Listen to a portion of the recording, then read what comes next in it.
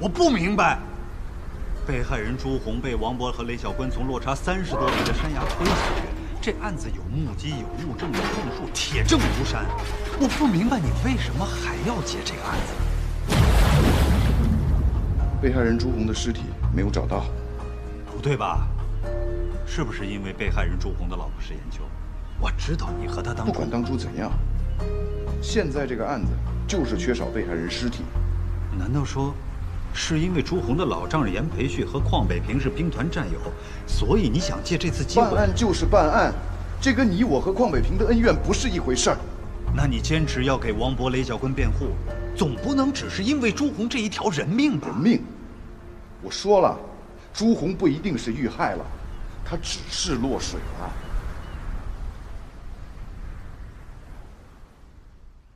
曹海的辩护人，你在辩护意见里说。 作为这起抢劫案中被害人与被告人双方唯一的成年人，曹海却不应当承担任何刑事责任。我是说，他在这起共同实施的抢劫犯罪行为中不具备任何地位，他既不是主犯，也不是从犯，更不是胁从犯。在案发当日，4名被告人在曹海家楼下对2名被害人实施抢劫，其中有1名被告人认识曹海，也知道曹海家就在楼上。 他喊了2声，曹海听到之后下楼。他跟这1名被告人在一旁抽了根烟，聊了会儿天就离开了。本案4名未成年的被告人均指认曹海未参与实施抢劫。曹海的辩护人，那按你的说法，出现在抢劫案发现场的曹海是什么性质？他就是路过。 注意法庭秩序。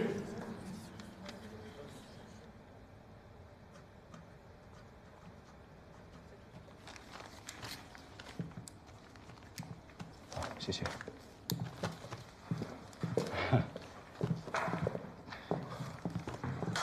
得罪哈，我这完全是属于胡搅蛮缠。都是工作，能理解。毕竟被告人的家属在场。小绿，牛啊！没错，我儿子就是路过。你说法院是不是应该当庭放了他？你的手下去威胁我客户的时候，为什么每次都带3、4个人啊？你也知道人多唬人是吧？曹海已经快20岁了，身高1.8米，在2名被抢劫的孩子眼中，他戳在那儿就是站脚助威的成年人，还当庭释放，缓刑你都别做梦。哎，等等，您刚刚不是说他就是个路过吗？ 我是在努力争取让曹海不要在一起全是未成年人实施的抢劫案中作为唯一的成年人被判的最重，仅此而已。还有你要清楚啊，曹海是个成年人，抢劫是暴力犯罪，是重罪。我要是能为他争取到1年的实刑，你就烧高香去吧你。我先走了，赶时间。别让你的手下再去骚扰我的客户，有时间在家多管管儿子，还笑得出来。 给我方造成巨额的损失，本质上是被生前由于过度追求收益而不顾操作权限，向撒旦下注而导致的结果。咱们还有什么可说的？根据我方与被制承继人签署的基金托管合同，该损失应由申请人详仓公司。人家律师可不怂，眼看没辙了啊！我方申请之前乔律不是看过这案子吗？你要不要问问他？这时候想起你师傅的好了。违规的增加该次操作。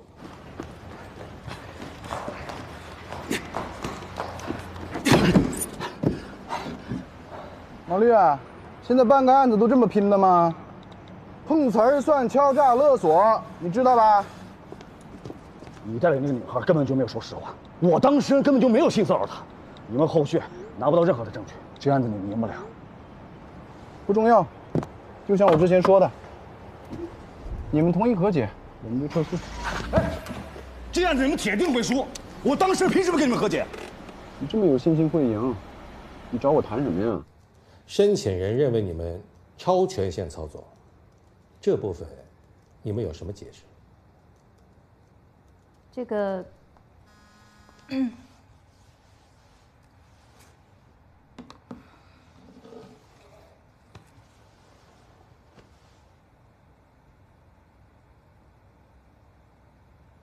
只要诉讼持续下去，你的当事人就会不断的出现在舆论热点上。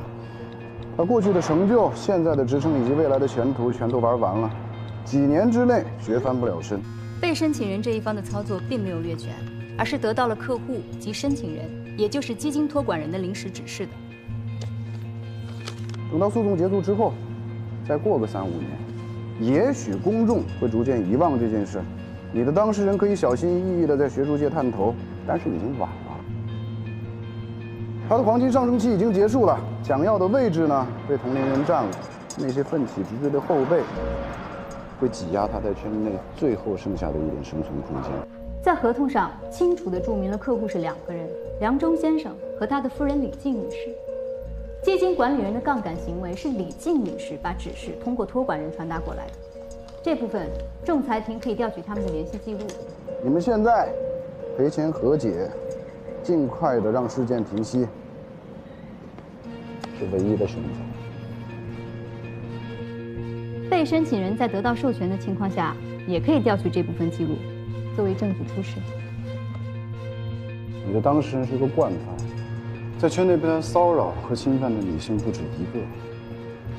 没错，我的当事人在事件描述上也许会有些偏差和夸张，但骚扰行为，哪怕仅仅是言语骚扰，那是一定发生过的。否则，我的当事人不可能选择第2天直接报警。咱们都是律师，凡事得讲证据。没错，咱们都是律师。律师就有责任让当事人接受对他有利的处理方式和结果，更何况，总得有人让他付出代价。我当事人也许在行为上是有些不检点，但是在这件事情上，他多少有点冤。300万，一个子儿都不能少。马律师，让他赔了这个钱，以后至少他在想要去骚扰那些年轻弱势的女性的时候，他能想到这7位数。我不相信他会在道德上自省，但也许价格能让他放老实些。说，哎，少廷，可以呀，对方主动要求和解了。哎，你是怎么知道李静给过基金托管人加杠杆的指示的？我不知道，我只知道他跟基金托管人的经理有一腿。如果这件事情败露的话，对于他们整个家族来说，这都是个大丑闻。而且基金托管人这边也会失去他们最重要的客户。你是从哪儿打听到的？你先别问我这个。王博、雷小坤的案子，我让邹亮去查朱红他们家财务状况的事儿，你怎么会知道啊？啊，东子告诉我的。他担心你对这个案子执念太重，干出什么出格的事儿来。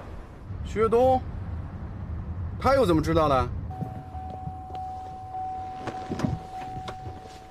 你那个老同学不是在金港银行吗？金副所是金港银行常年的法律顾问。那薛东知道了，匡北平肯定就知道了。这不能吧？东子虽然是金副所的，但跟咱们毕竟这么多年兄弟。他在金副所，就是匡北平的人。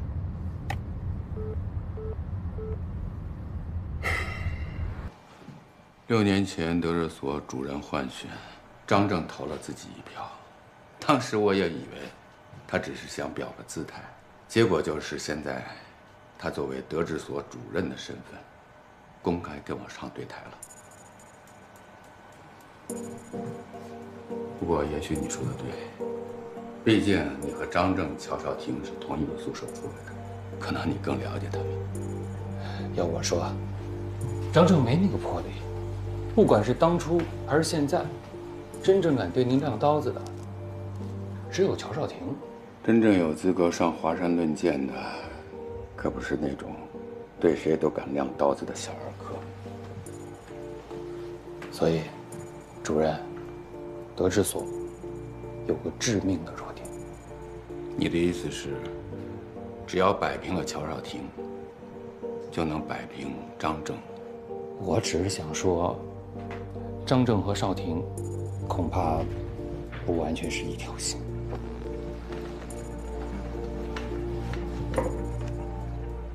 你和他们也不是一条心吧？嗯。当然了，主任，在学校那会儿，这俩还忙着到处抄论文呢，我已经拿到双学位了。层次不同，玩不到一块儿去。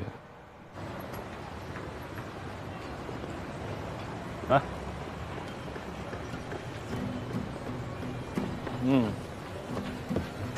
这香精、色素加自来水的破玩意儿，咱都喝了多少年了？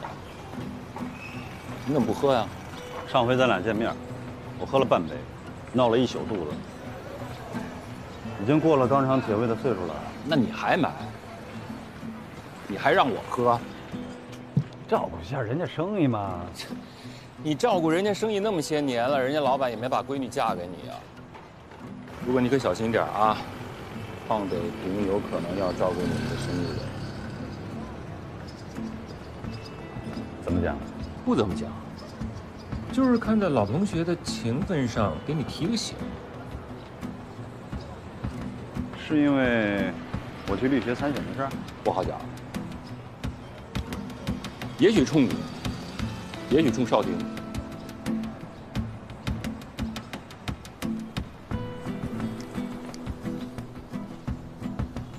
哎，有没有什么建议啊？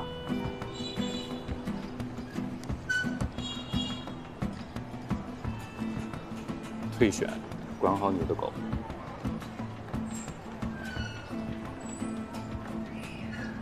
不是2选1。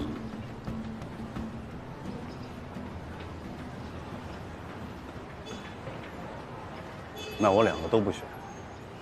还有，少廷不是狗，是我兄弟。你要真拿他当兄弟，你自己去咬人啊！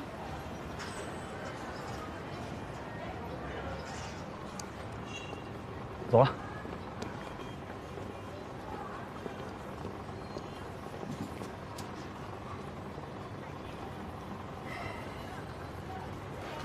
这些都是乔少廷正在经手的案子。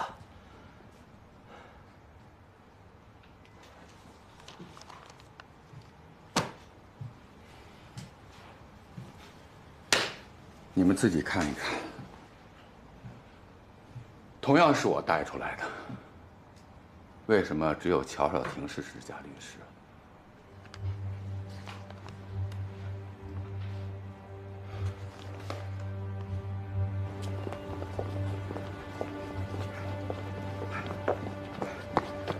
哎呦，乔律师，百忙之中抽空过来呀？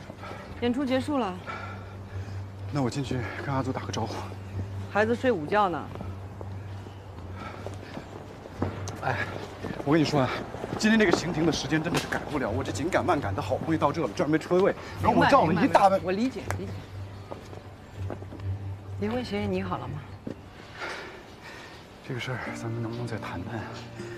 那婚姻又不是过家家，接了离了接的。婚姻不是过家家这种话呀，我转送给你。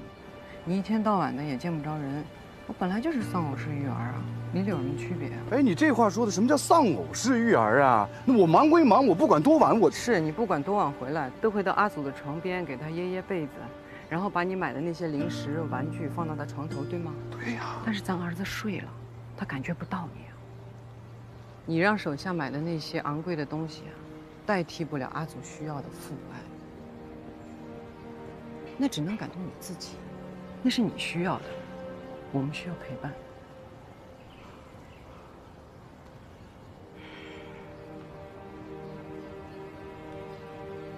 也许你说的对，如果真的是这样的话，那我可以。就像今天这样，我相信你一定是百忙之中抽空过来的，我真的相信。可是演出就是结束了，你就是做不到，对吧？咱们第一次结婚的时候就约定好了，如果过不下去，就分道扬镳，别勉强。我知道这些年你兼顾孩子和工作。兼顾孩子和工作这种事情，我从来就做不到。不是你凭什么就天然的觉得我能兼顾孩子和工作呢？或者你觉得我就应该兼顾啊？啊？你我的一天都是24个小时，轻重缓急的全在取舍，我做取舍了，你也做，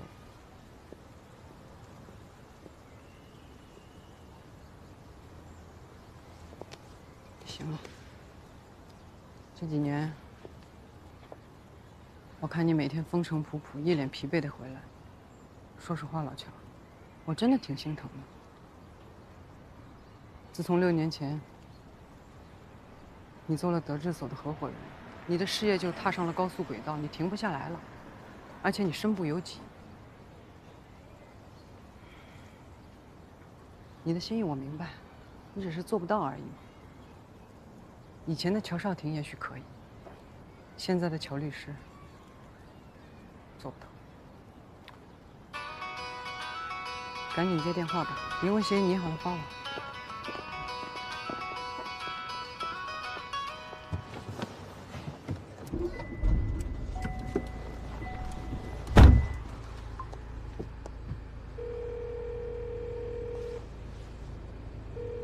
哎，马律师，怎么了？小绿，方便说话吗？怎么着？你当事人妥协了？不需要谈了，我当事人已经解除了委托，他换律师了。换律师为什么？是因为你劝他？我还没来得及劝他，他直接就把我给炒了。他换什么律师了？目前还不清楚，但是据我当事人自己说，他新换的这位律师肯定不会跟你们和解，一定会把官司打到底。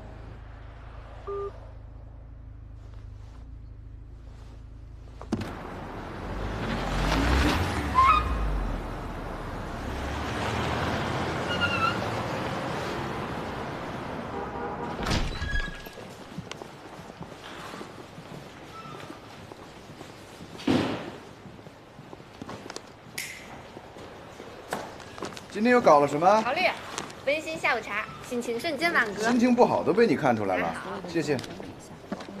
小绿，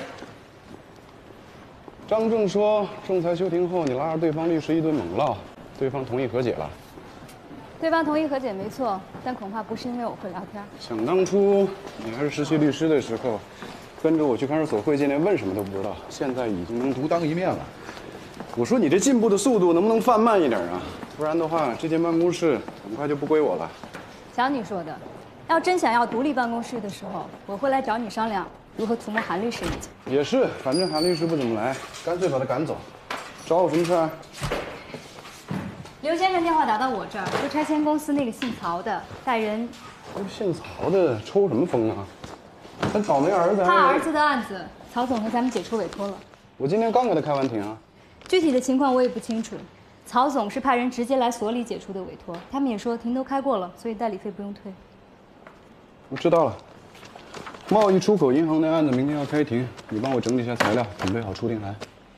小吕，这案子让我去吧。我是说可以在委托律师一栏加上我的名字，反正口行的案子也就是走个过场。我是看你最近有些疲惫。你不是一直想做王博、李小坤那案子吗？那是个99%会输的案子，不是我想要，是主任想把那案子从你手上拿走。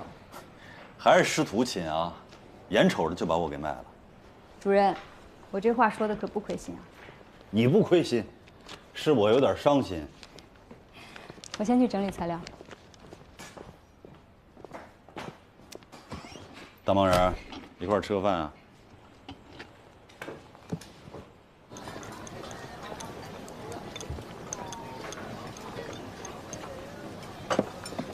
从那会儿到现在，不就个调料吗？搞得比出庭还正式。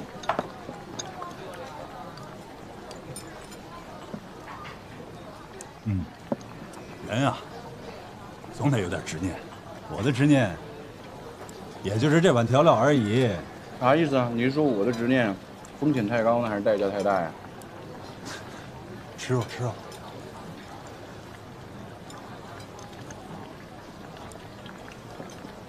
小婷，这黄美萍针对咱们所也不是1天2天了。王博、李小坤这案子背后肯定有他的干预，再加上我要在旅协跟他竞争这会长，他心里肯定膈应。你就别在这个节骨眼上火上浇油了。你就没想过，也许这是个机会？啥机会？让咱们所3天的机会？一个拉仇恨的好机会。这所本来就是咱们俩从他手上抢过来的，这仇恨早就拉满了。如果这一次我来出头， 황北平会不会把所有的矛头都指向我一个人？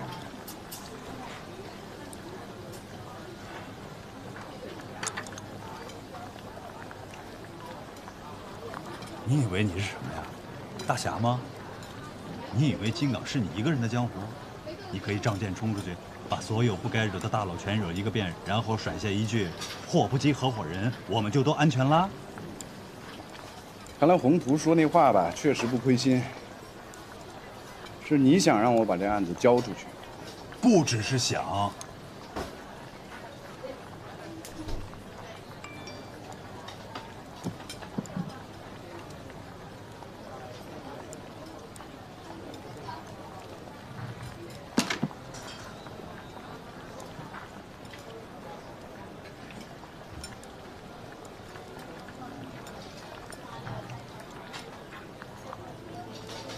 哎，还记不记得那个时候在宿舍里我们涮肉啊？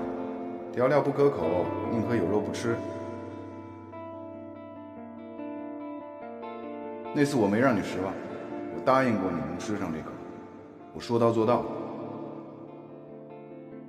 6年前我也没让你失望，我答应过你能坐上主任的位置，我说到做到。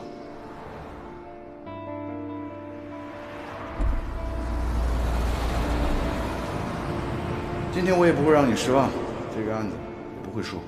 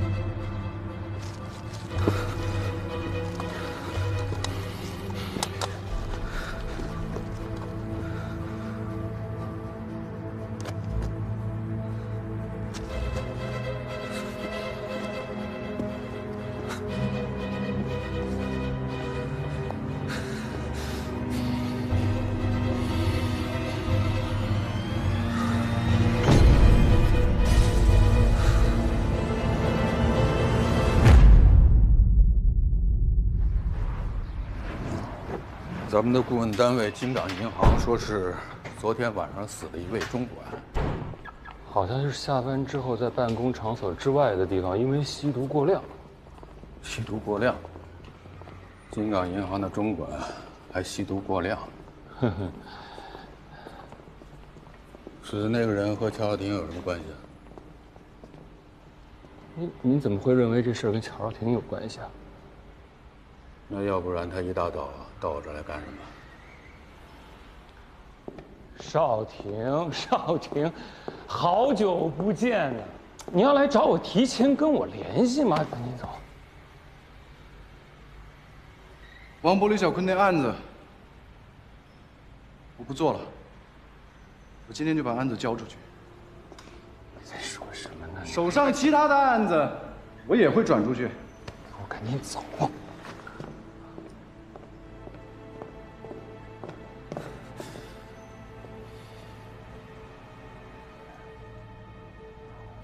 我可以退货，明明是冲着我来的，能不能不要再为难那些当事人？你做不做什么案子，或者说，你做不做合伙人，这都跟我毫不相干啊。但是，有些话是不能乱讲的。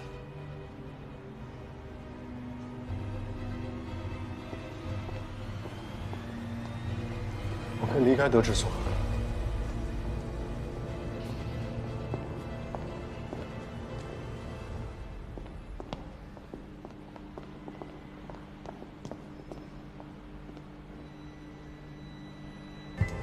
大宝贝儿乔少廷雄赳赳气昂昂的来认怂了，那这是好事啊！好什么好？乔少廷脑子进水了，他这认怂吗？他这是在挑事儿。他就差手持逮捕证了，他在这儿开什么玩笑啊？啊！我没说过吗？惹怒了老头子，咱们谁都没好果子吃，对吗？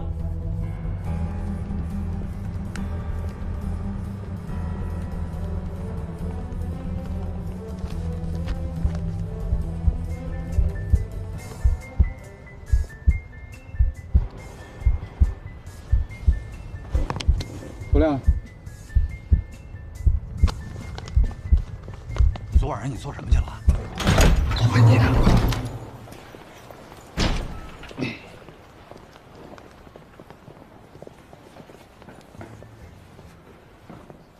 你是乔少廷？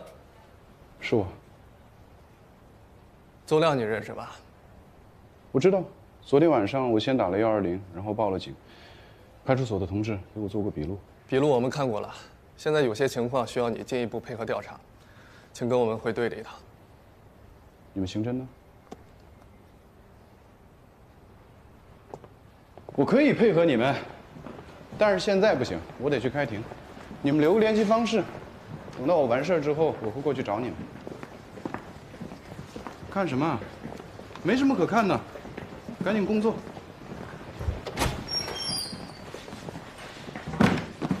我都说了，你们是怀疑是我杀的邹亮？带走。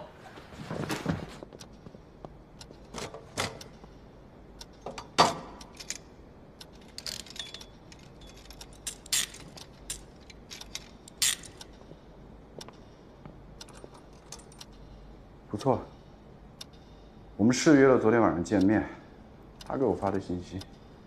他的手机肯定你们都查过了，应该都看到了吧？你们俩是老同学？对，从小学到高中都在一起。那你们关系怎么样？挺好的。真的挺好的？来，看看这个。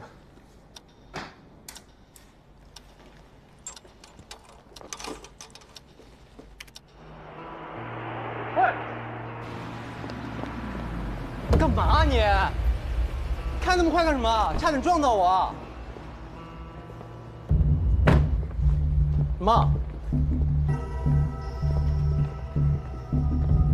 怎么了？跟你说多少遍了，事儿办完之前别给我打电话。你火气这么大干嘛呀？不，怎么说我们也是发小是吧？再说，是我在帮你办事。你有脸跟我说你帮我吗？我要的东西呢？2礼拜了。快了，就这几天，到时候再给你个惊喜。那你现在叫我过来干嘛呀？我给你。天天闲的没事吗？我跟你在这玩。你们为什么发生争执？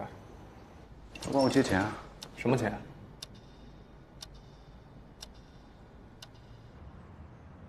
？0920，提讯。校有传，去捕捉。王博、雷晓峰那个案子我们看了，你是嫌疑人的辩护律师，你为什么要让邹亮帮你调查被害人家属的银行单据？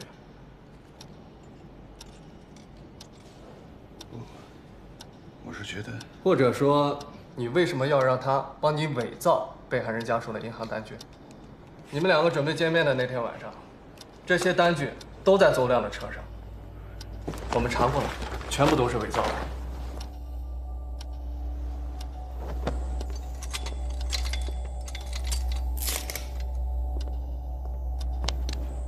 我想问你再借点钱，但不白借啊！我说了，会给你惊喜。邹亮，你干什么了？我不刚给你20万吗？我钱都用完了。不是我还债了，是不是又？没有，真没有。没救。陈晓婷，我知道你从小就看不起我，但毕竟我们认识了20多年了，你就这么不信任我吗？我当律师那么多年了，有3种人不可信：嗑药的、耍钱的、好色的。你现在是废人3项冠军，我信你？我傻呀？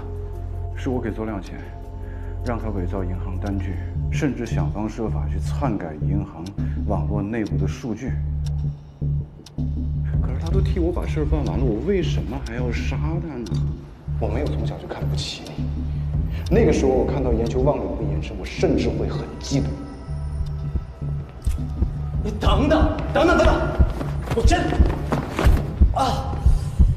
就是因为那天下午在停车场，我推了他这么一把。那如果这么说的话，我们俩从小到大最起码想要互杀对方800回了。乔律师，我们对你进行羁押调查，不是靠推测，我们是有证据的。证据？什么证据？监控视频拍到我到邹亮车里把他给杀了。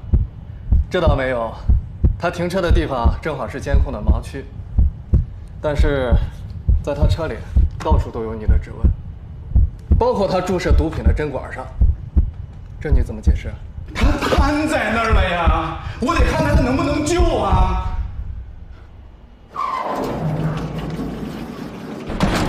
邹亮到底是怎么死的？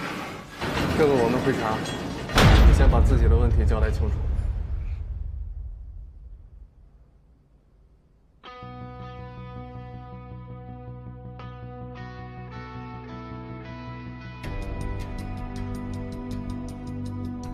我们没有杀邹亮，我们没有杀人，我们没有。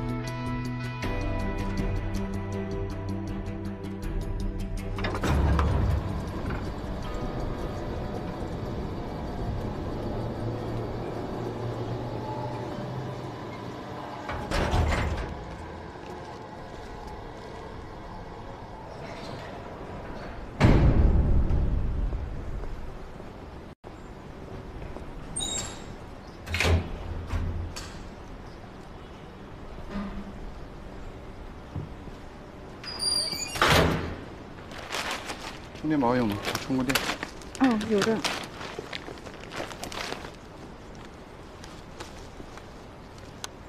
之前没见过你，你所里新招来的吗？怎么称呼？我叫肖珍。您是怎么知道？欢迎欢迎。哦，是所里让你来接我的吗？不是，我刚入职没有多久，因为我接手了少廷，你真出来了？是取保候审还是？我是清白的，解除强制措施，是不是很失望啊？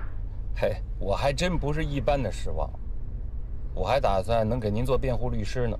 你的价钱我付不起，能力我不认可，为人我信不过，免了吧。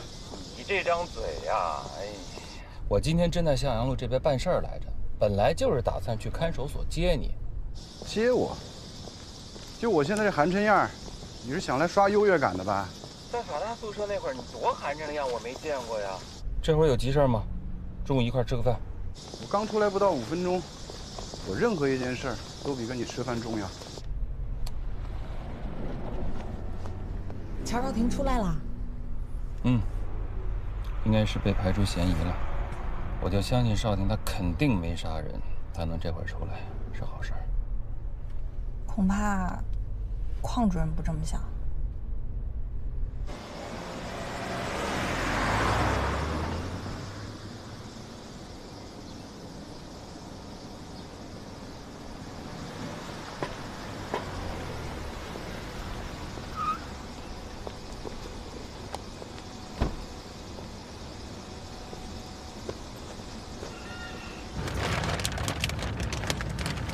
我到咱们所工作后，您的案子都由我来接手，包括今天要开庭的明月阁酒楼损赔案、一间公司建筑工程纠纷案，还有输购集团的商事仲裁。我被羁押当天，那个要开庭的贸易出口银行贷款纠纷，那个案子后来怎么样了？法院好像按照原告没到庭，自动撤诉处理了。不过事务所应该做了一些弥补工作。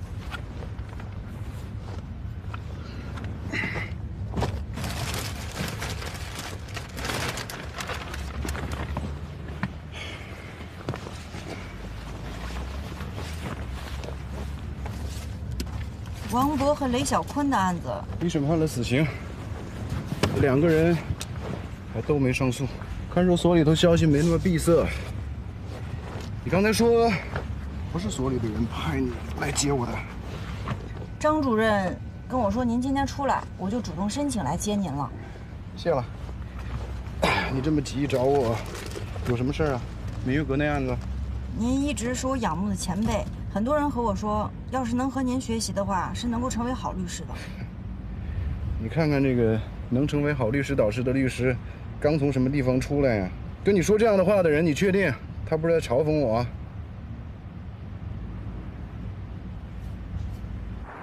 他进去这件事不见得和主任有关系，就算有，他在里头待了这些天，主任出了气，他也得到了教训，应该是皆大欢喜才对。那既然都了结了，薛律师还在担心什么？我担心这不是结束，而是开始。有水吗？哦，有。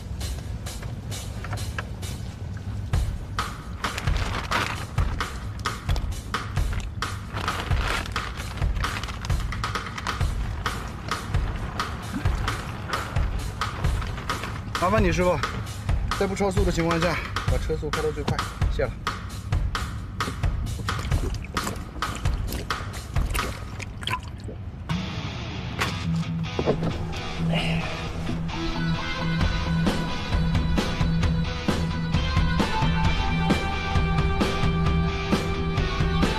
要解吗？进来。薛律师，肖律师到了。1小时之后，老地方。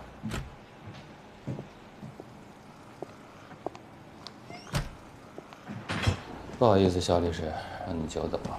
坐。简历给您。嗯。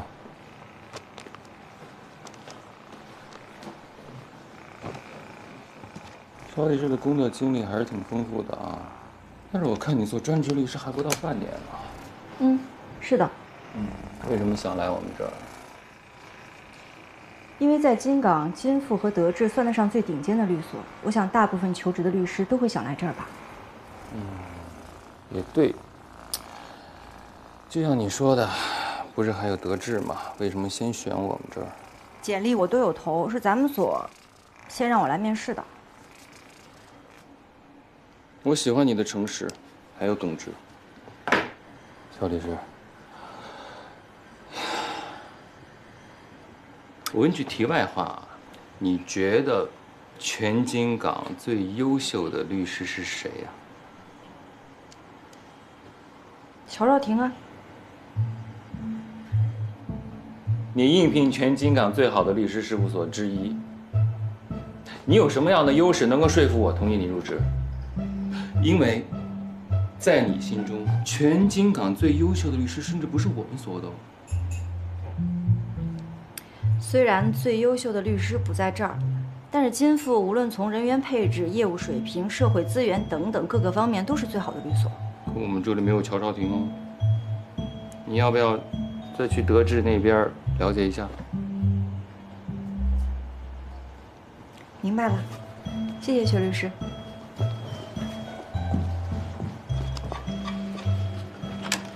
太有个性，干不了我们这一行哦。别误会，我不是那个意思。坐。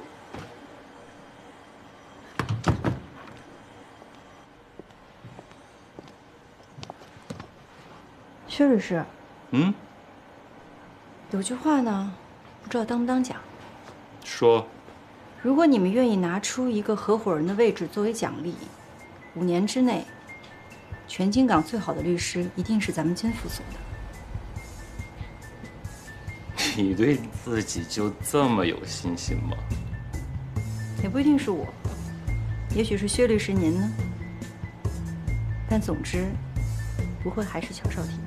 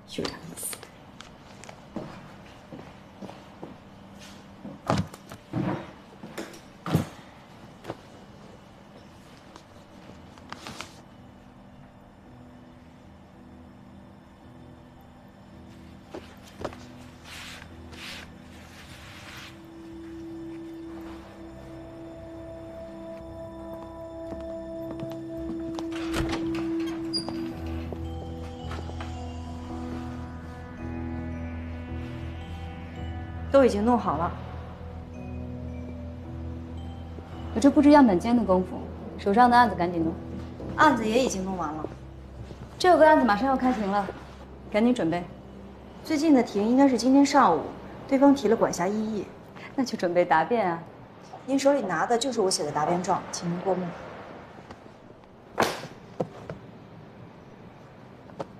行，我知道了，我会看的。出去吧。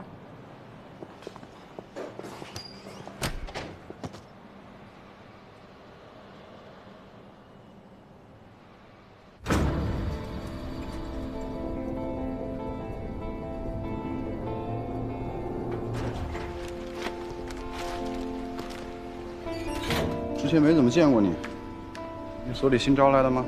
怎么称呼？我叫肖珍。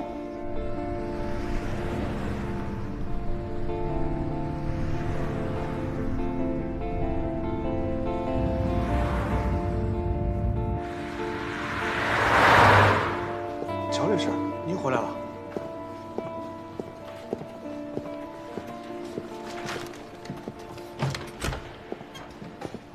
哎呀，兄弟，你可算是出来了。对不住啊，我上午在律协有个会，后来肖律提出来了，正好他不是接手你的案子。我身上很脏。咱兄弟俩还在意这个呀？哎，你就直接过来了，没回家看看？我过来看看状况。这段时间肯定发生了不少事儿。哎，不急这一半天的，着什么急呀？王博、李小坤的案子，我听说现在是宏图在办。啊，对，宏图办的，我觉得还挺尽心的。你还不知道吧？王博、李小坤没再提出上诉，说白了，这结果他俩也认。他俩可能是觉得，就算不认，也没有翻案的希望。少廷，不是我说你，非要去招惹邝北平，弄成现在这样，我怎么惹他了？你别给我装傻。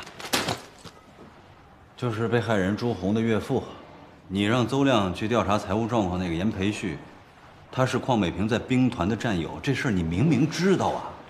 现在呢，莫名其妙的损失了一个邹亮，你自己也被羁押调查，好不容易出来了，就别再耿耿于怀了，让这事儿翻篇吧，好不好？那案子该走死刑复核了。说钱到底还不还？没钱，没钱了，没钱。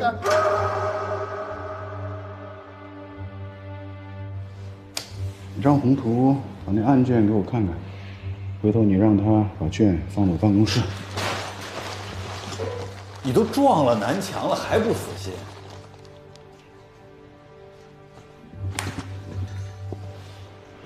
你还不知道，你被羁押之后，你的律师执业证被扣了。上个月咱们所要年检，咱们是合伙所，你不在就缺合伙人，就审不过。我跟韩律师商量，就把宏图补充成合伙人了。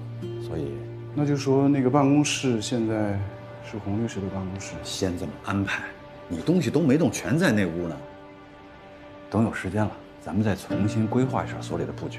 没事儿，我反正也不怎么用那个屋，而且本来我就打算从咱们所退伙的。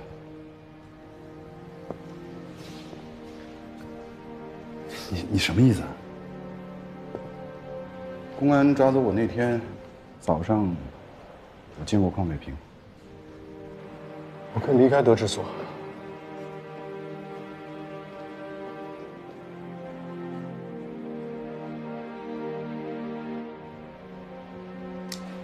对，也许你说的对，该翻篇了。最近你不在，外面发生很多事儿，确实我有点手忙脚乱，有些权宜之计你别往心里头去。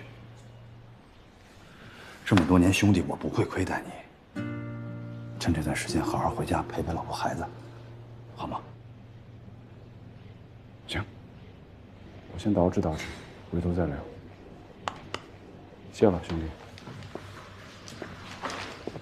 哦，对了。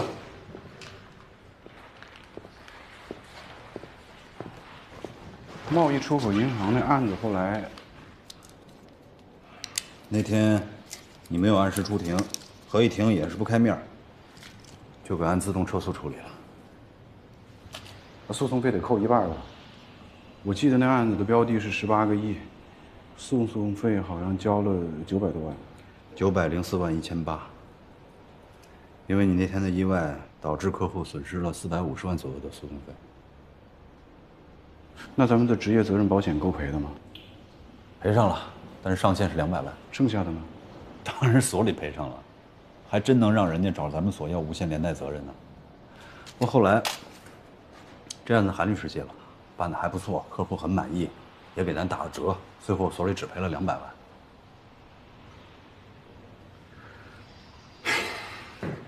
给大家添麻烦了，因为接受调查，我的银行卡被临时冻结了。等到解冻之后，我一定会第一时间把钱都交还给所里。少卿，你为什么总是这么见外，不着急？进。主任，明月阁的案子我现在就去开庭了。哦，哎对，乔律师，你们都自我介绍过了吧？咱们所的王牌，金港律师的标杆，以后你就多跟着他多学。嗯。乔律师啊，你要没地儿去，上屋里待会儿。哦，谢了，我还有事儿。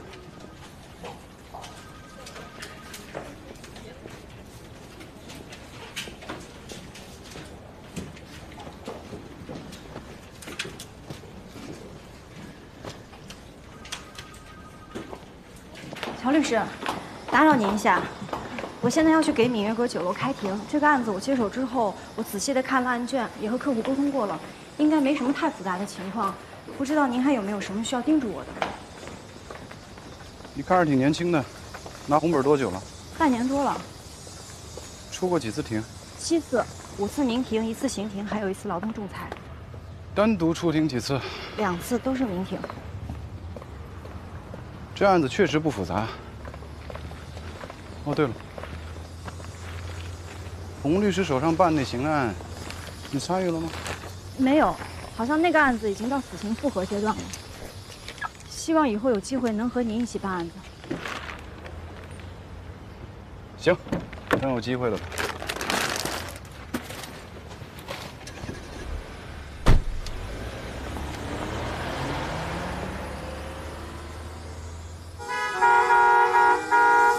咱们这边收费都是计时的。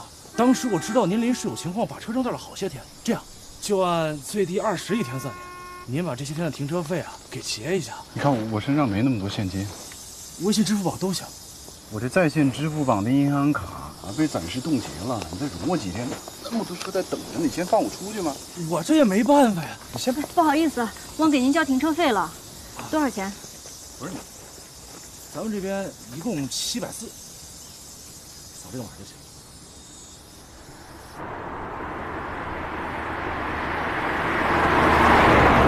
其实3点钟才开庭，时间还早，您不用刻意送我，我坐地铁过去也是可以的。你刚才也不必帮我，谢谢你的好意。都是事务所的同事，我就是帮您垫一下，您不会不还我了吧？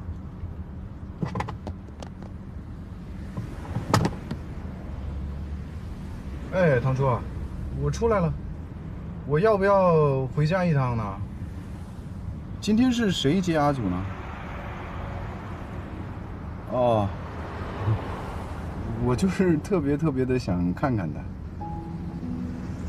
我明白，我明白。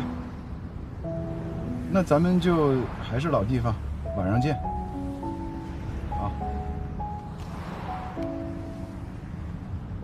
你刚说什么？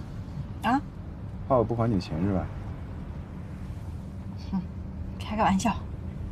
像你这样的所里的公资律师，税后到手的工资应该也就是5、6千块钱吧？嗯。你住家里呢，还是在外边租房呢？我和一个朋友合租。那1个月的房租大概是2000块钱，所里的交通通讯补助，1个月是300块钱，700块钱说电就电，也不是件容易的事儿。你就是到法院吗？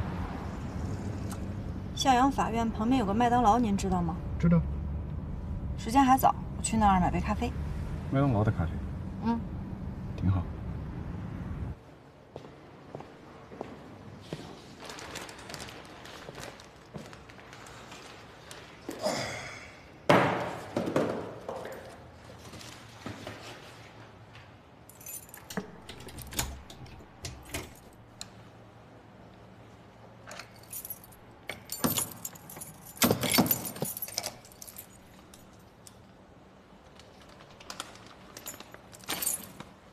喂，小李啊，我是……哎，乔哥，这阵子联系不上你，没出什么事儿吧？哦，不好意思啊，我这前段时间发生了一点小状况，就是我这门打不开了，这怎么回事啊？嗨，您那不是该交这个季度房租了吗？房东和我们一直联系不上您，这房东有点不高兴，就把锁给换了。行，我知道了。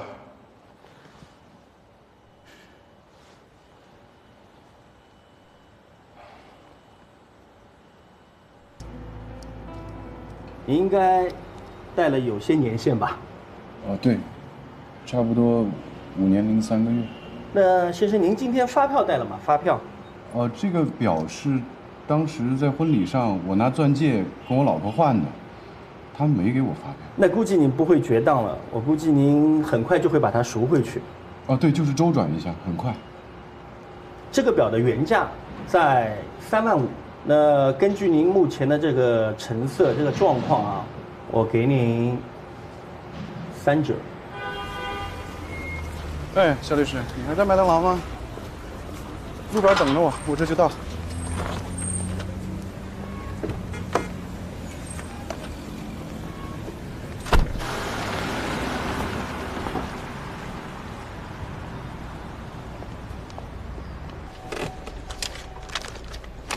来740，谢了。裘律师，您不必这样。欠个1天半天的是钱，欠时间长了就是人情了。我不喜欢欠人情。现在还有时间吗？聊聊芈月阁的案子。好。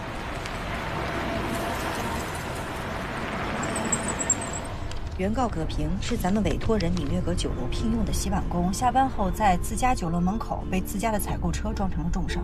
我记得葛平伤都挺重的。对，光肋骨就中断了19根。根据对方庭前提交的伤残鉴定呢，葛平已经构成了8级伤残。伤残鉴定符合标准吗？轻度智力缺损和智力障碍、活动能力受限、右耳正乳听觉障碍、骨盆倾斜、脊柱损伤致颈部活动角度部分丧失，任何一项不够。他们自家的货车在自己经营的场所撞伤了自己的员工，这既是交通事故，也属于工伤。涉及竞合问题吗？对方没提，是按照损害赔偿诉的咱们。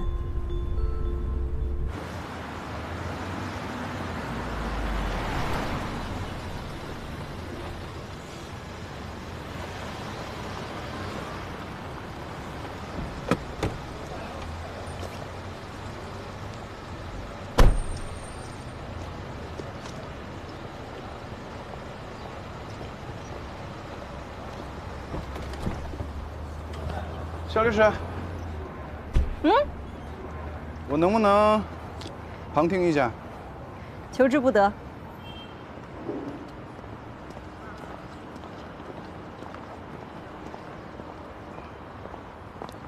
少廷，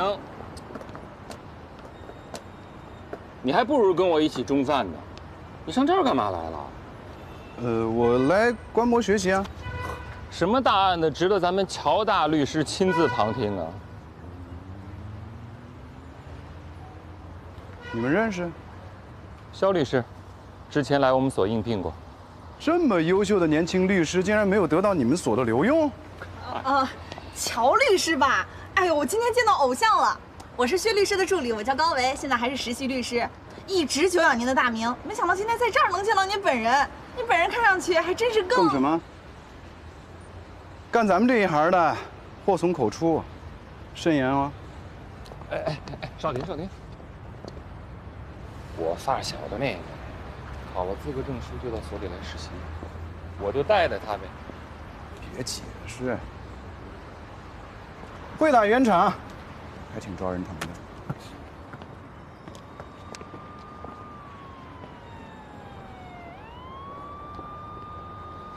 听说你被海港公安拘留调查了很长时间，怎么回事啊？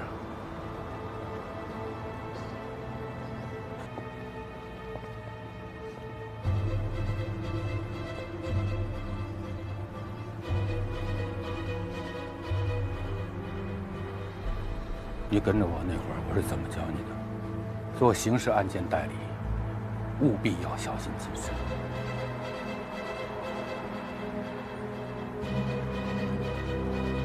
你呀，就是学不会守规矩。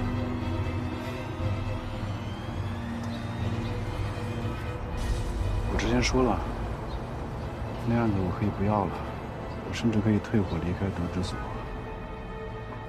那你还来法院干什么？年轻人做人不要太虚伪。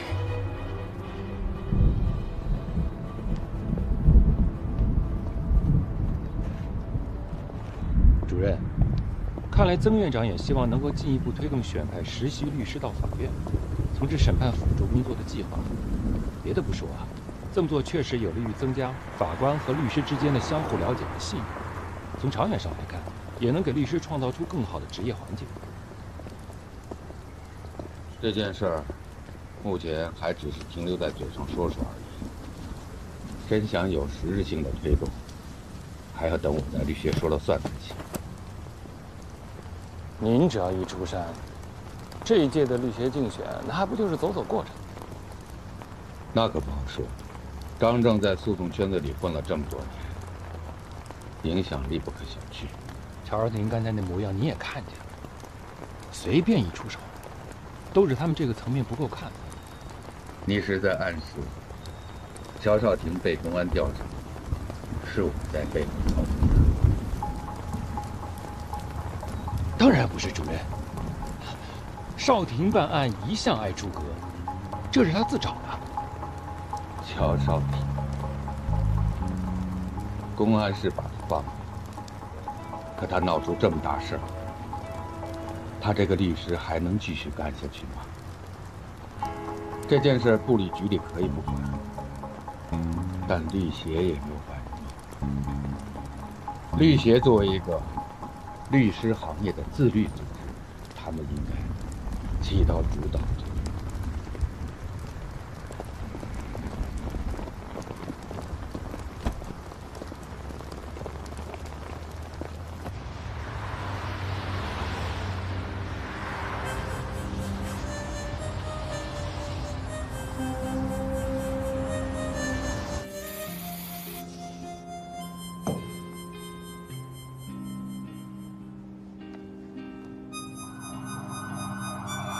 你看下笔录，先在这儿签个字儿。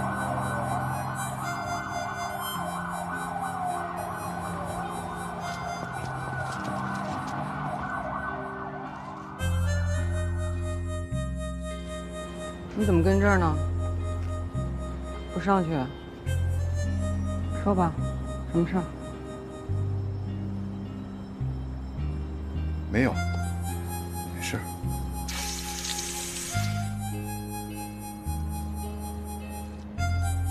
我这人真挺没劲的，对吧？总是伤害了身边的人还不自知。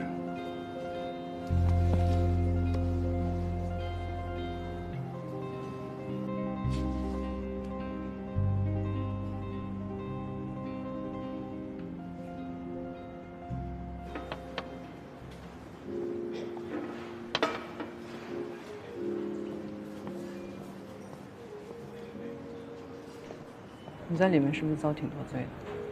我看他们连家人都不让探视。哪儿那么夸张啊？那是看守所，又不是渣滓洞。你老是这样，报喜不报忧，好面子死扛。我现在洗心革面了，你看到的是一个全新的我，特通透。没看我都没陪你喝酒吗？什么意思？我其实呢就不喜欢喝酒，之前陪你喝酒呢是为了让你开心。我现在想想，完全没必要这样做啊！我就是不喜欢喝酒，我为什么还要陪你喝呀？那你一直都可以明说啊。好面子死扛呗。哎呀，不扛了，真的觉得有点累了。离婚协议签好了吗？没带。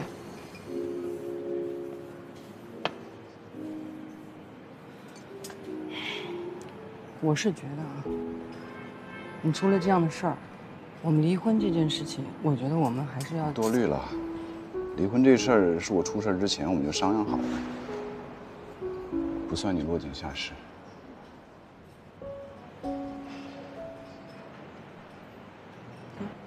明白。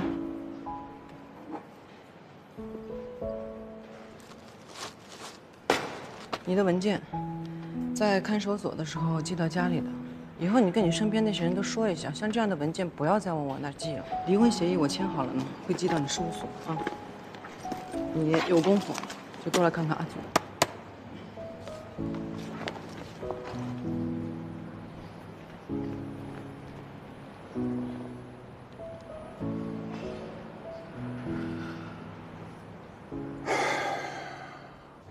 你今天见着乔昭婷啦？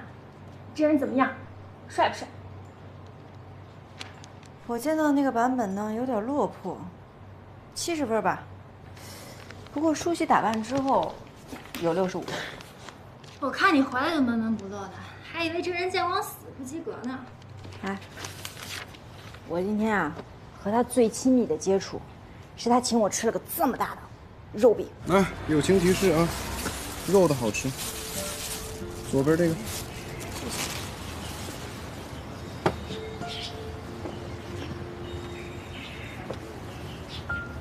人还是很 nice 的，就是有点丧。冷淡风，我喜欢。他今天旁听我开了个庭，不过当着他的面啊，把案子办砸了。我这个案子是不是算办砸了？该说的都说了，能做的也都做了。可是我居然漏看了事故车辆的基本信息。乔律师既然知道，为什么没有提醒我一下？我没想到你会漏看啊，也就是说，我以为在案情上，你不会有什么失误的。这证据本身就有瑕疵，还是你出错了？都有。证据本身有硬伤，他也说了，无论我有没有疏忽，证据的硬伤都对抗不了。被告全安保险公司对刚才闽悦阁餐饮有限公司确认的赔偿金额有异议吗？经公司调查，我们发现，该事故车辆，也就是车牌为港 GN9935的厢型小货车，应于去年的8月份验车。依照保险法、道路交通安全法的相关规定以及投保书和双方签订的保险合同，全安公司对于闽悦阁餐饮有限公司应承担赔付的金额不予理赔。恕我直言啊，廖律师，我们这个行业啊，要求每一个从业人员都必须实现精密、严谨、高效的逻辑闭环。客户对我们出钱购买的是容错率为0的法律技术支持，也就是说，我们不可能因为我们自己的失误，事后去向客户寻求谅解。是的，你看看我，就是最典型的反面参照。但是现在还是有办法解决的。那乔大律师就没像人生导师那样指点指点你？不过今天我似乎知道了，如果这个案子换做他会怎么做？不过这次客户应该察觉不出来你会有什么失误。为什么你觉得客户察觉不出来？是按肇事车辆逾期未检，这是一个客观存在的事实。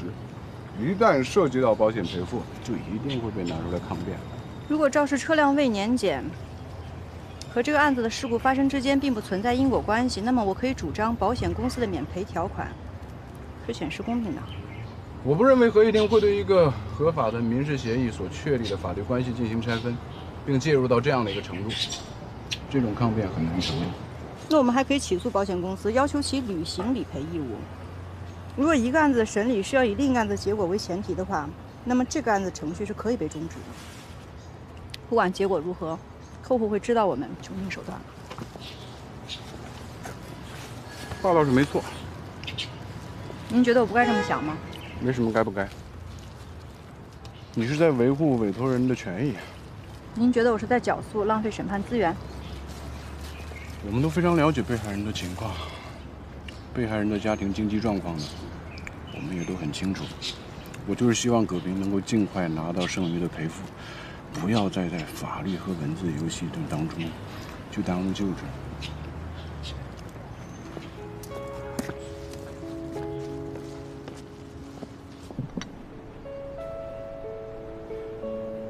还要咖啡？喝点别的。白兰地。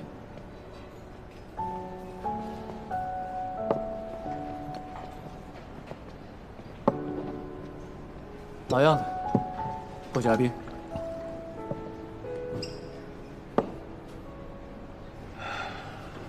你可真行，当着太太的面故意不喝，把人气跑了，跑到这儿来一个人喝闷酒。任何一个在看守所待了这么久的人都有心情不好的权利。为了见太太，特意剪发、洗漱，还换了身衣裳。那没准我是怕衣冠不整被这家店给轰出去呢。老板结账。嗯。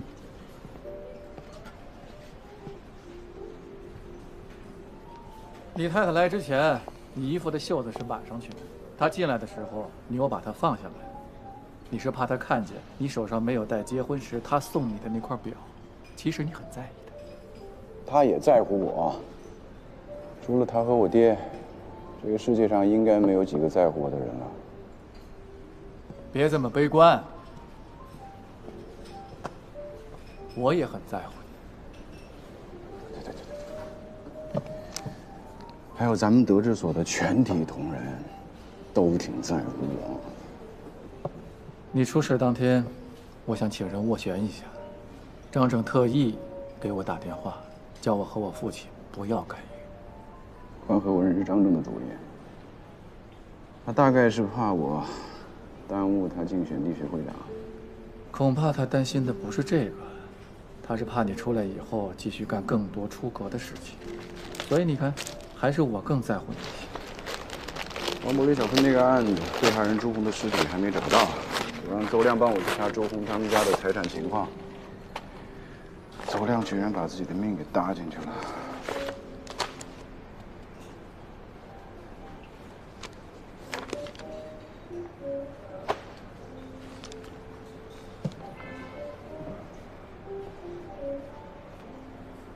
匡美萍不会放过我的，也不会放过张正，还有我们所。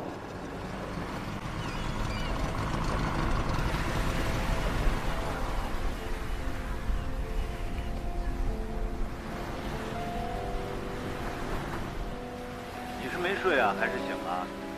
一个朱红不知道死没死，一个邹亮不知道怎么死的，你让我怎么睡？我刚刚得到消息，估计几个小时后也会正式通知你。律协接到投诉，说你通过邹亮违法调取银行单据，侵害他人隐私，你的执业证被暂扣了。律协会对你进行听证。我怎么一点都不觉得意外？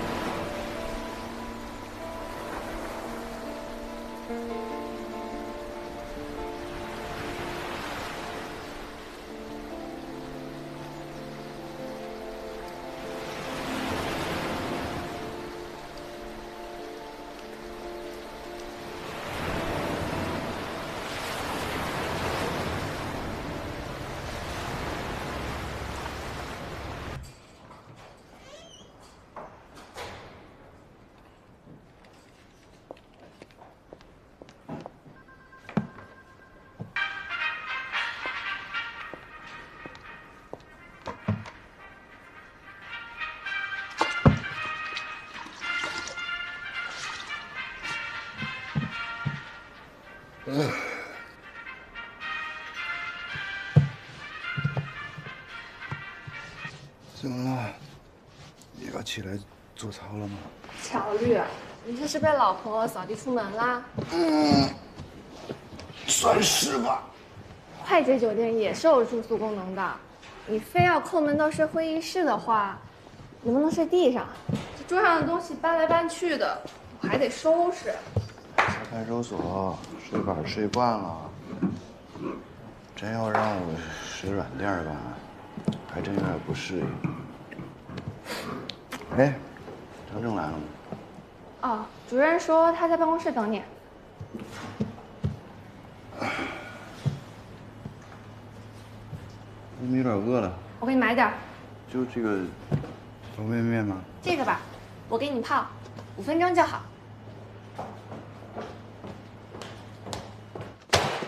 你得让我跟你说多少遍才能记住？每天下班之后，早上上班之前把人都收拾好。顾盼不收拾，你也不收拾。还有这些文件，我是不是应该先敲个门？没事没事。大早上那么大火气，一个个不让人省心。说正事啊，我接到通知，律协勒令我停止执业，现在我的执业证被扣了，恐怕一时半会儿呢也转不了所。咱们所里是打算对我怎么安排？少廷，你看你这也没少遭罪，出来了呢，就好好休息休息，放松放松，换换脑子。一呢，是把家里的事安顿安顿；二，是好好准备准备听证会的材料，咱把这些糟心事都了了，好不好？那不行，一码归一码啊，因为我的个人失误。导致所里头承受了这么大的经济损失，应该是由我来负责的呀。我联系了海港支队，他们说我的银行账户呢这周之内就会解封。但是问题来了，我这卡里头呢只有170多万，还不够赔所里的。这样吧，剩下的钱所里全出了。前提呢？前提是我不再去惹那些不该惹的人或事儿，是这意思吗？就当我花钱买个安生，200万。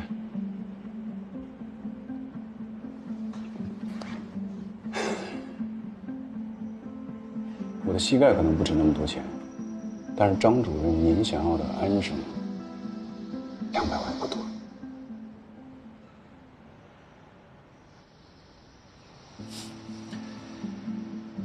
行，当我不懂事了，人情做了一半，200万就200万，爽快。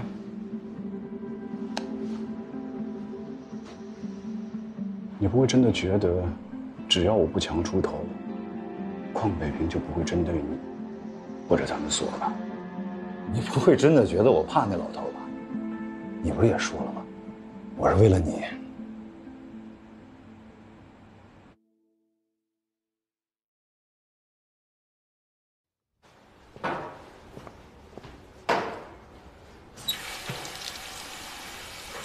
先生，你这么摊一堆，很影响别人使用啊。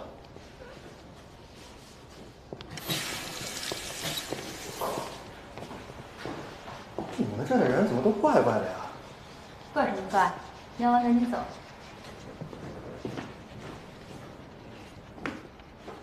听顾盼说，你昨天去会议室了。我都不知道你昨天出来，等我回来的时候，他们说你已经走了。这到底怎么情况？黄伯廖坤的案子是你办的吧？是我办的，刚定的卷，辩护词还附在里面，回头你可以自己看。你不觉得这案子有什么问题吗？我知道，被害人朱红的尸体没有找到，但是王博和雷小坤对为了追讨债务绑架朱红的事实供认不讳，对把朱红锁进铁笼子的事实供认不讳，对把铁笼子踹下落差30米的山崖供认不讳。对这个铁笼子坠入关亭湾供认不讳。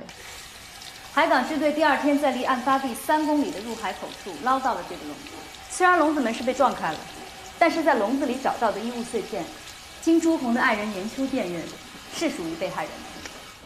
王博、雷小坤驾乘车辆后备箱里找到了头发和皮肤组织的 DNA， 也是朱红的。再加上其他的目击证言，绑架朱红地点的监控录像，证据链是完整的。说到底，还是缺被害人的尸体。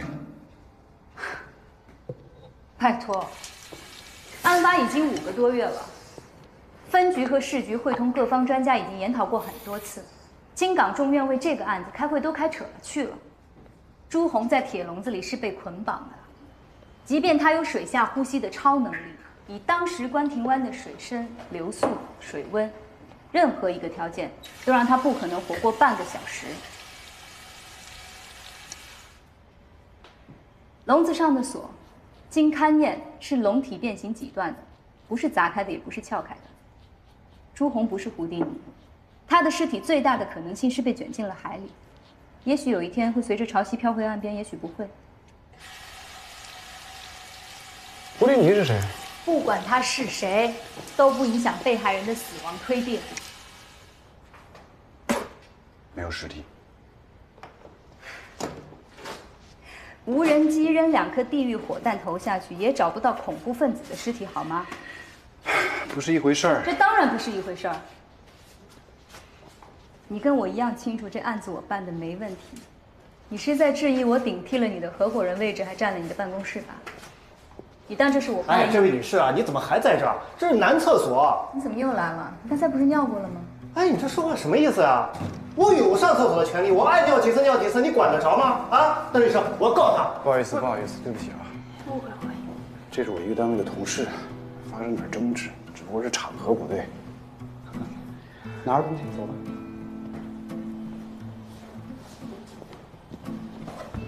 请便。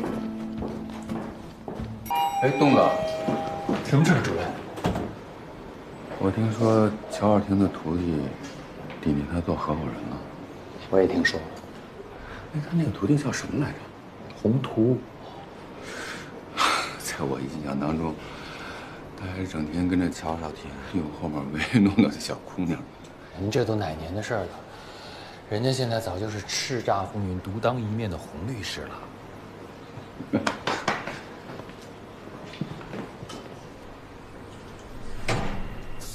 我出来了啊！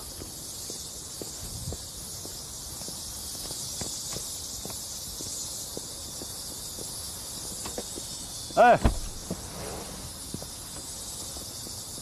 你说咱俩大老爷们儿，又是同行，你这非搞得跟那什么似的。那老爷子的手段你我都见识过，谨慎点没坏处。你找少廷谈过了？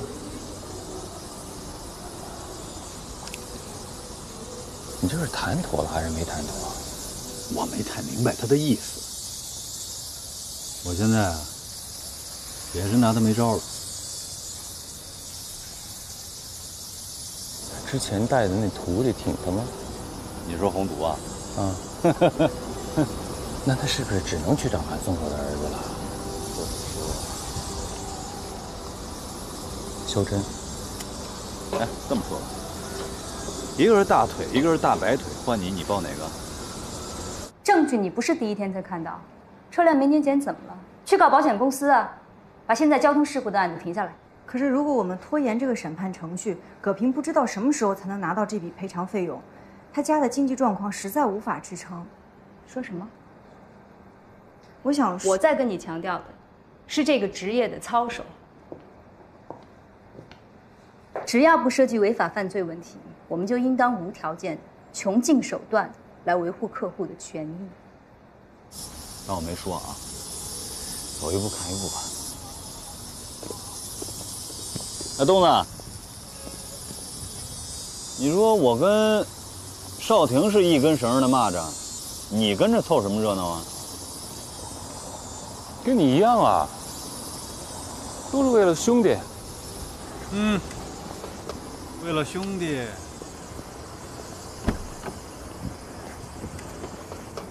明约阁餐饮集团在全国有70多家连锁店，自我还是实习律师的时候，咱们所就是他们的常年法律顾问。这样一个大客户，凭什么近10年如一日的信任这里？是因为我们宅心仁厚？是因为能力？是因为我们有能力在任何事情上为他们提供最强大的法律技术支持？这不是区区几十万的事儿，甚至不是一个集团客户的事儿，这是事务所的声誉问题。如果你想当一个圣母婊，这案子你不用办了。而且我非常愿意看到你坐在葛平家属那头，和我对挺。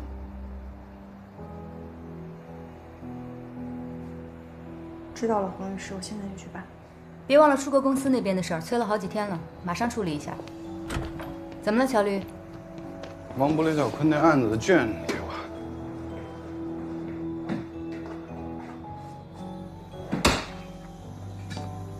谢了。乔律，你知道规矩的。非合伙人的律师想要调阅案卷，填一下书面申请和保密协议，找主任签的字。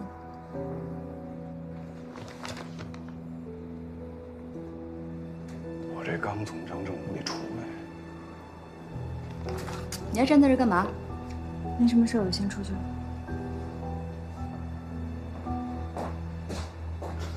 你都别逗了啊，我就过一眼。肖律师，麻烦你出门左转走10米，只要大领导点头，案卷你拿走。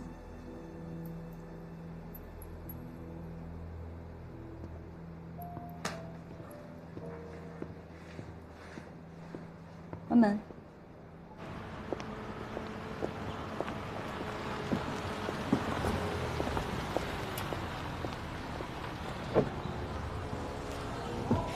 乔律师，洪律师就这样，有时候说话冲。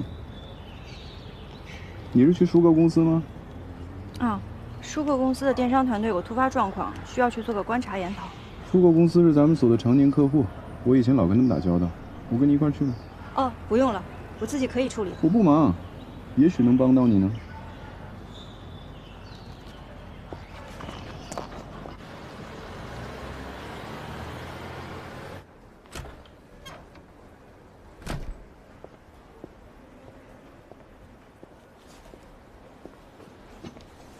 找我有事儿啊？主任，你现在是不是很后悔让我晋升合伙人？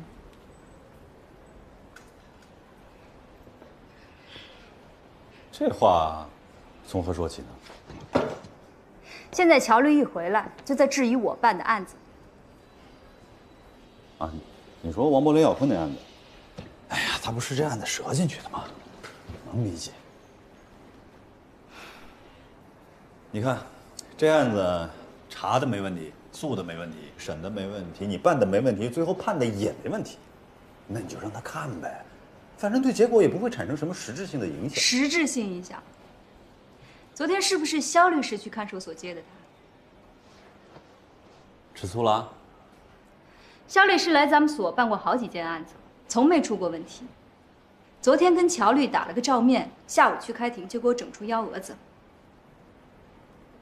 哦，你说芈月阁那个案子，那案子可能有点什么吧？再说少廷也不一定就跟这事儿有关系。我现在已经是合伙人了，你应该相信一个合伙人的判断。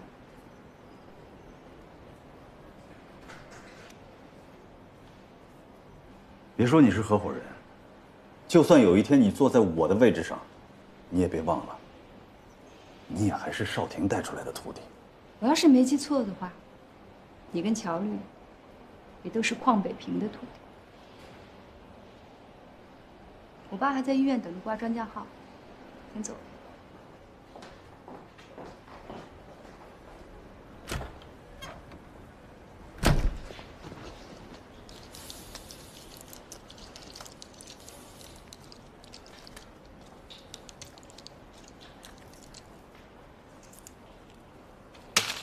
你们电视购物的环节呢，是终端客户向你们下单，你们把订单呢发给商品厂家，厂家直接发货给终端客户，货到付款。现在呢，出现了多起有人先于厂家发货，把一些假冒伪劣的商品发给终端客户，并且接收货款的情况。这种情形很像诈骗，我建议你们直接向公安机关报案。收购本身还好办，但是收购背后是全球3大零售企业之一的 Marico， 任何下属分公司或者子公司的负面事件，都可能引发股价的波动。所以我们想先进行内部调查。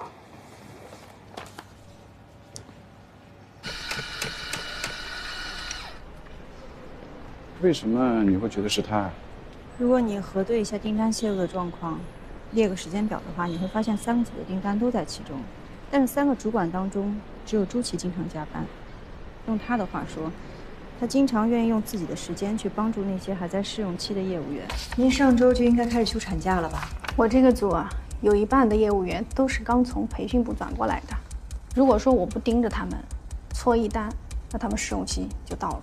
可是总得去生孩子呀。嗨，能第一天是一天吧。现在这个竞争这么激烈，这就业的形势也不太好，我还是想他们能够拿到正式的合同。3个业务组的订单是互通的吗？业务员的电脑上只显示给他派送的订单，我们各个组的主管的电脑上是可以在同一个系统里看到所有的订单。3个主管的电脑，业务员能看到吗？系统集成单据的页面是不可以让业务员看的。如果说我们离开工位，那电脑肯定是要锁屏的。这个规定真的是这样执行的吗？锁屏，肯定锁屏。别看我来的时间没他们2个长，但我这人做事情是最讲规则的。我是从国企出来的，你得按规矩来。要是出了问题，一旦查出你违反了规则，那你以前做出再好的成果都没用。所以你知道最近出现了多起订单被解的情况吗？肯定知道啊，3个业务组都有啊。这个情况也是我们3个商量好之后跟领导反映的呀。你认为订单是怎么泄露出去的？就说3选1，那这个嫌疑范围也太小了呀，这太冒险了。我觉得可以查一下公司的网络系统，我们的系统可能被黑了。如果让你说啊，你觉得杜腾和朱琪谁的嫌疑更大？这你让我怎么说呢？又没有证据，总不可能随便咬人吧？别人可不一定这么想。反正我是没法说这件事情一定是谁干的。哎，你知不知道，朱姐肚子里的孩子不一定是她丈夫的？你真这么认为？这是我们能给出的最佳答案了。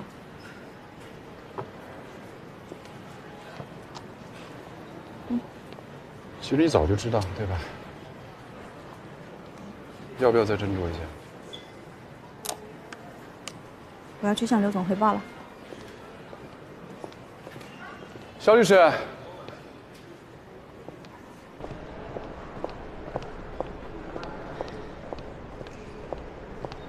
朱琪应该是无辜的。我并不能决定谁有罪谁无辜。刘总现在问的是有什么疑点，我只能把有疑点的地方告诉他。如果他们觉得有问题的话，自然会向公安机关报案，警察会找出谁是真正的犯罪嫌疑人。可你一旦说他是最大的嫌疑，那整个公司上上下下所有的人都会用看待罪犯的眼光去看待他。她是孕妇，不会被辞退的。我这样做并不会造成任何实质性的伤害。你明明知道不是朱琪，真的不是他。对。朱琪在加班的时候是有另外2组的订单泄露，她加班的时候一般也不会开电脑，她电脑登录登出的时间也是有记录的。我不该说是朱琪有嫌疑，我更应该说是3名主管在合伙的吃里扒外。或者像杜腾说的那样，有某个超级黑客摆着存有巨款的金融账户不去碰，偏偏黑进一个电购系统来，然后再精挑细选的截取几10万的订单。所有泄露的订单时间段都直接指向了朱琪在岗或者加班的时间，这很明显是。这很明显是刘总有意为之，他就是希望我们给出一个这样的答案，然后他拿着这个答案去向董事长或董事会呈报，而公司呢，无法开除朱琪。乔律师。你我都是律师，但您比我有资本，您可以任性，可以承受所谓正义带给您的任何结果，而我不行。苏购是咱们所的重要客户，而刘瑞刘总是咱们的客户代表，我不可能去跟他说，你为什么要贼喊捉贼？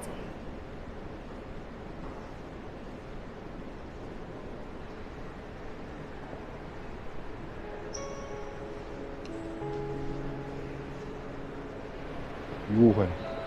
没别的意思，我只是想帮你。我没有让你帮我啊。对不起。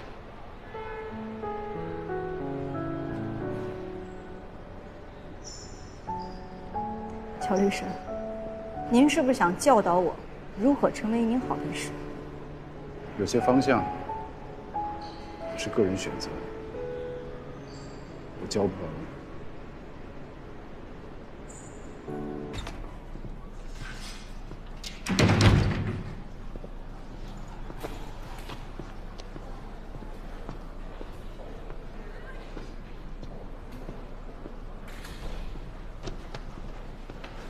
办公区域。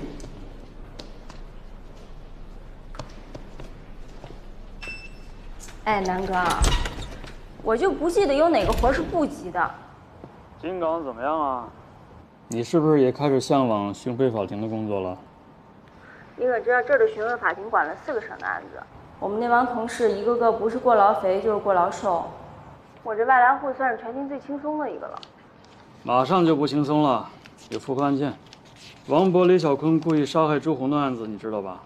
知道啊，不都上新闻了吗？那不就是金港的案子吗？但听说没有找到被害人的尸体，金港中院把这个案子证据链锤了不下100遍了，判死刑了。判了，而且2名被告都没有上诉。那就是也认判决结果呗。但是这缺少尸体的定罪，哎，我记得之前业务学习咱们是不是看过一个类似的国外的案例？你说的应该是理查德·克拉夫斯杀妻案，不过国内也有同样的判法。我记得是个80年代的案子，也是没有找到尸体。那个案子最后还是找到了被害人的指甲和牙齿碎片，还有一些毛发以及骨头碎片的 DNA 证据。那这个案子现在没有任何法医学证据吗？一言难尽啊！你赶紧回来看卷吧。我这工作没结束呢，你要实在不行，我先进系统里看吧。你是第一次做复核啊，死刑卷是不能进系统的。那你干脆把卷带来金港呗，反正你要过来提讯被告人，不正好吗？邱守庭，实在不行的话，你就把整卷都背下来，我知道你记忆力超赞的。哎，你怎么不说话呢？那个我开玩笑呢，我忙完就回去啊。不用了。啊？我去金港找你。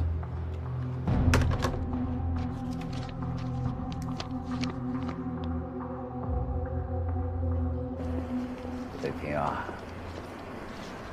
你这么忙，这种小事就别亲自陪我来了。我不该来，你更不该来。拿药这种事儿，让你闺女来不就行了吗？严秋得带孩子，她现在一个人挺不容易的。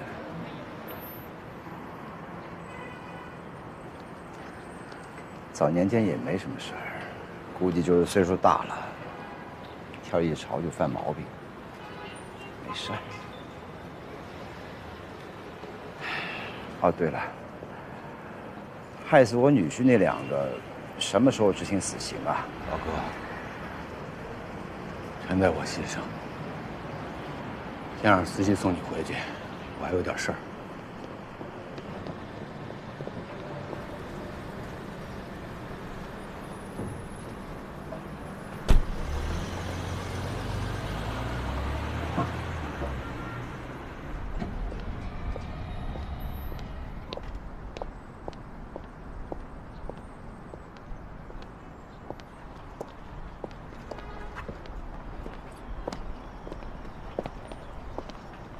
我还以为一言不合就把你扔在这儿，自己开车走了。我没那么幼稚，观点不一样很正常嘛。那更何况你说的也没错。对不起，刚才说我态度不好。会锁里吗？上车。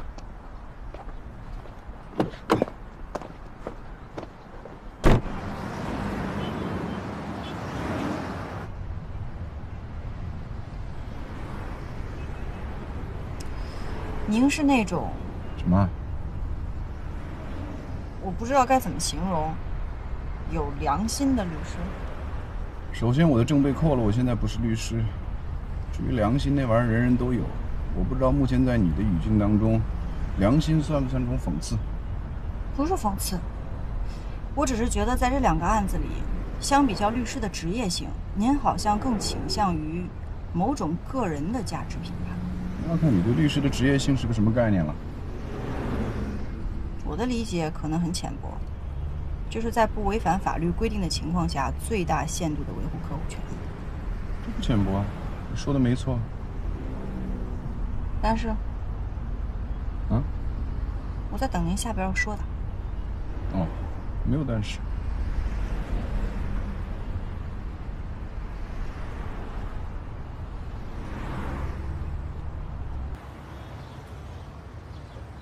我去办点别的事儿，有什么情况随时跟我联系。谢谢您。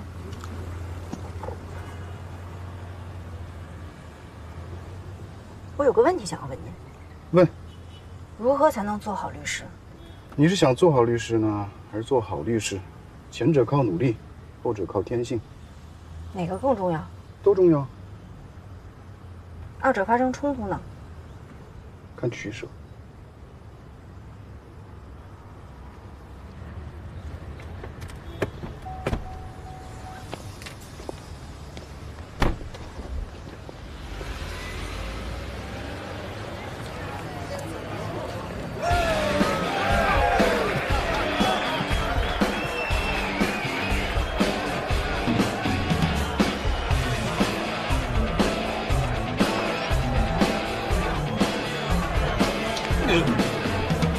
还算一见如故呢，够专情的呀，也没换换。习惯这股香气了，味儿正，性价比高，适合我。你好，麻烦再来一瓶。曹律，你可是近海远洋捕捞行里的头夫，摆了。我大概是惹了什么不该惹的人了。有什么事儿跟兄弟说。谢谢。还真有个事儿，我有个同学啊，在这事儿上把命给搭进去了。我想让你帮我找点东西，都在里边了。先喝点儿。还有个事儿呢，我不太好意思说。哼，不好意思4个字儿你都说出来，还有什么不好意思？说。我想借点钱。你什么意思？就是那种小额借贷，你懂的。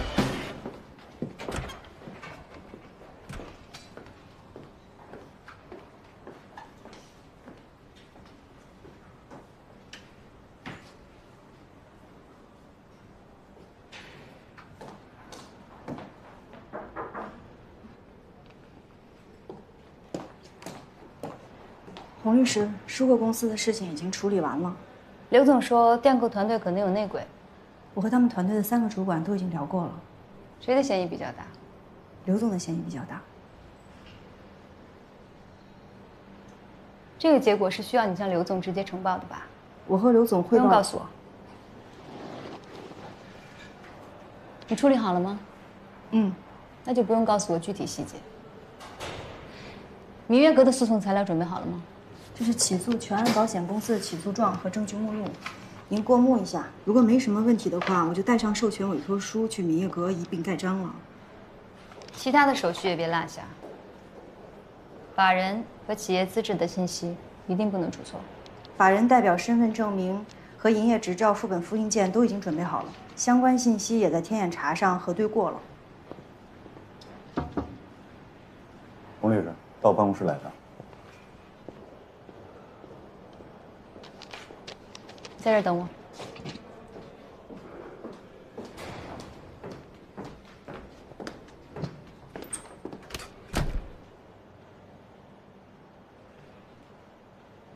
26万，你过过？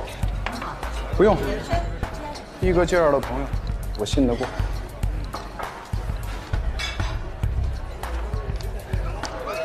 你这车，压不压就这么回事儿，还得是人金玉面子大。谁说我脸大了？那我就再大点儿，这利息再降降，10个点，就这么定了。我跟你说，乔律师可是大人物，保不齐你哪天马高凳短，求得着人家，知道吗？喝了。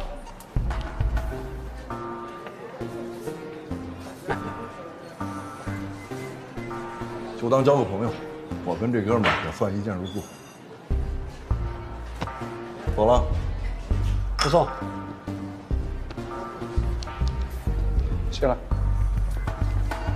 这10个点也不少，你到时候要真是还不上，跟我说，我再想办法。你都为我搭上那么大一人情了，你放心，能还上。哎，玉，这么就出去了？不是，人家要劫你色，我倒不担心，这把这钱要是抢了，我叫个出租车。歇了，别嫌次。手动挡会开吧？特别烧机油，轻加着点。谢了。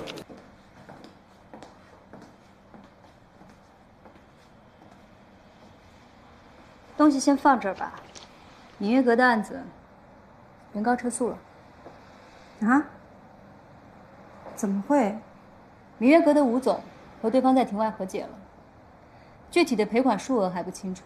但既然对方撤诉，说明赔款已经落实了。至于诉不诉保险公司，吴总打算先和保险公司协商一下理赔事宜，不用现在就搞。那这个案子结案了，定卷吧。没什么事儿的话，我就先出去了。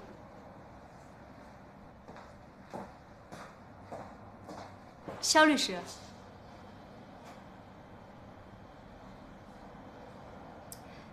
你刚才显得有点过于惊讶了。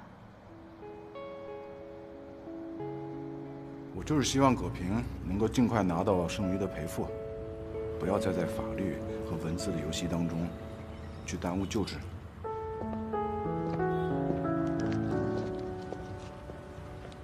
过关，干了！不行，我干不了。葛平的那个姓孙的代理律师可谨慎了，就跟我有什么阴谋似的。从头到尾都没有提我的名字吧？但是那个孙律师走的时候提到你了。他说什么？他说他替葛平谢谢我，还有他让我替他转达对肖律师的谢意。他还说没有人知道你做过什么，但是他知道，他会记得。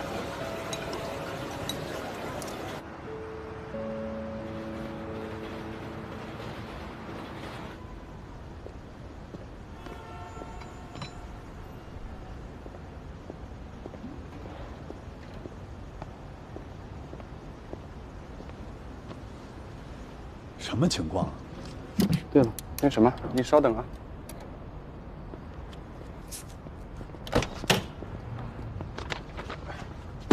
25万，剩下的175万，等到我银行账户解封之后，我立马转给你。来。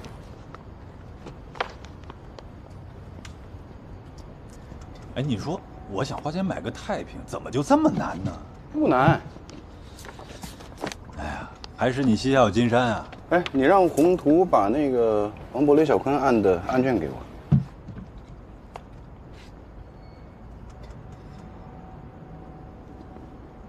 哎，芈月阁这案子私下和解了，你知道了吧？据说对方律师不知道怎么就突然开窍了，以阻塞消防通道、湿滑地面没有安置警示牌，私自规划。允许机动车在酒店门口人行区域里行驶，以及原告葛平在春节期间被强制要求20多个小时在工作岗位，要向交管部门还有劳动局举报。这吴总啊，就害怕芈月阁被封门，也就答应私下和解了，赔40多万。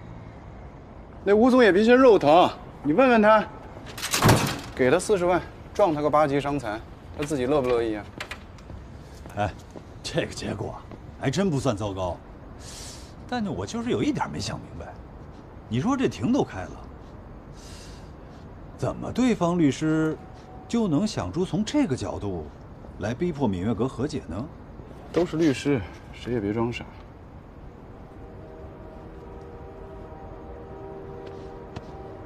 烟呀！啊！你什么情况啊？这是？我戒烟了，哎，为什么？你进看守所，我进医院，这儿支个架。本来呢，都推到手术室门口了，又推出来了。怎么了？人认为你没治了？就是甲状腺出问题了，他们说是被气的。哎，行了，不说这个了。我这也要去跟吴总一块儿吃饭，商量一下后面保险公司赔偿的事儿。你跟我一块儿去吧。我不去了，不吃当事人的饭，你知道的。我知道，我买单行不行啊？那也不去。不过啊，可以适当的让这个吴总买单，他活该。行。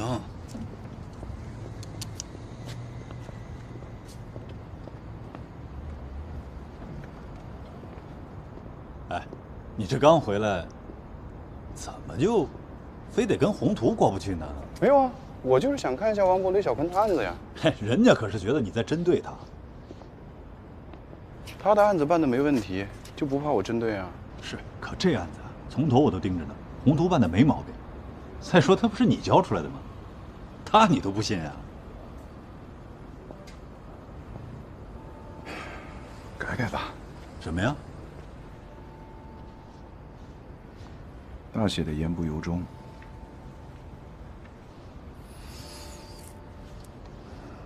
少廷，真的算了吧，咱们已经扳倒过邝北平一次了，以后肯定还有机会。但是啊，绝不是现在这个案子。这个案子，你陷得太深。在我被公安机关羁押的时候，你并没有想过为我做些什么。一方面呢，你相信我不会杀人，对不对？对，谢谢你。另一方面呢，是你更加的相信我，一旦出来之后，会继续咬着这个案子不放。邝北平他想搞死我，虽然我跟他认怂了，但他还是会搞死我。被关这么多天，这只是个开始。暂停职业资格，就只是道开胃菜。我不知道他要做到什么样的程度才会罢休。听我的，只要你罢休了，他就罢休了。怎么可能呢？你忘了？当初我们一起把他搞下台，他有多恨我，他就有多恨你。为什么现在他对我格外青睐呢？那是因为他相信，他也相信你和唐初相信的，即便是我在他面前跪下了，他也认为我不会变。现在你明白了，爱我的人，恨我的人，甚至我瞧不起的人，还有共事的人，所有人，他们都相信我，乔少廷不会变。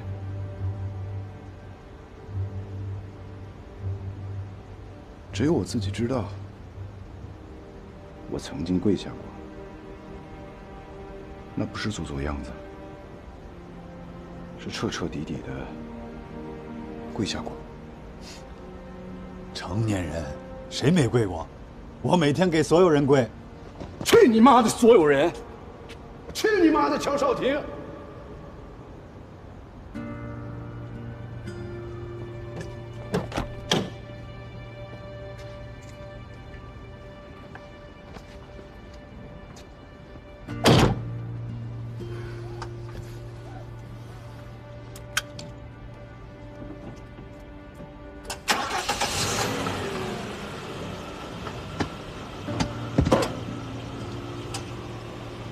去吃饭吧，别迟到了。